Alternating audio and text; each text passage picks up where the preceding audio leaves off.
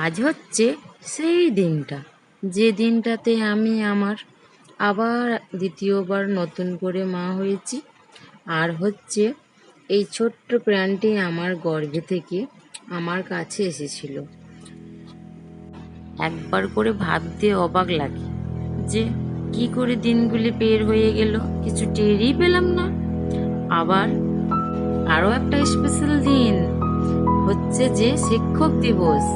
এই শিক্ষক দিবসে আমার মেয়ে হয়েছিল।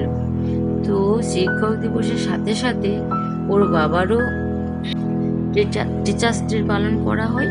সেই জন্য আমার কাছে এই দিনটা খুবই স্পেশাল দিন একটা, কারণ ওর বার্থডেতে ও কেক কাটবে আর ওর বাবার শিক্ষক দিবস পালনে ও বাবা কেক কাটবে, তাই না? কত সুন্দর না এই দিনটা, সেই জন্য আমার কাছে খুবই স্পেশাল এই দিনটা। আবার মাঝে মাঝে আমার মনে হয় যে এই তো কবে হলো আমার সোনা মাটা। আবার দেখতে দেখতে এত বড় হয়ে গেল, ভাবতে অবাক লাগে যে এই তো 24 ঘন্টা ও আমার কোলেই শুয়ে থাকতো। এই তো কবে মুখে ভাত হলো, এই তো কবে হামাগুড়ি দিতে শিখলো, আবার চলতেও শিখে গেল। তবে এবার মুখে ছোট ছোট কথাও ফুটেছে। সত্যি ভাবতে অবাক লাগে যে যখন পেটে থাকার অবস্থাতে এত কষ্ট পেতাম, মা দিদারা বলতো যে এই ও একবার তোর কাছে আসুক, তোর সব দুঃখ কষ্ট ও ভুলিয়ে দেবে।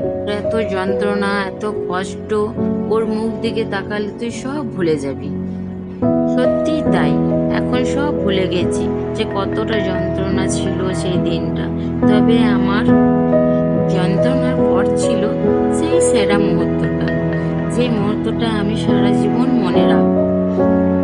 যাই হোক, তবে তোমরা আমার মেয়েটাকে প্রাণ ভরে আশীর্বাদ দিও যে ও মানুষের মতো মানুষ হোক, অনেক বড় হোক, আর আর যেন ওর বাবার মতো ও টিচার হতে পারে। এই আশীর্বাদটা তোমরা একটু দিও বন্ধুরা। বেশ বন্ধুরা, এইটুকুই চাইবো। তবে থ্যাংক ইউ যে আমার এই ভিডিও এত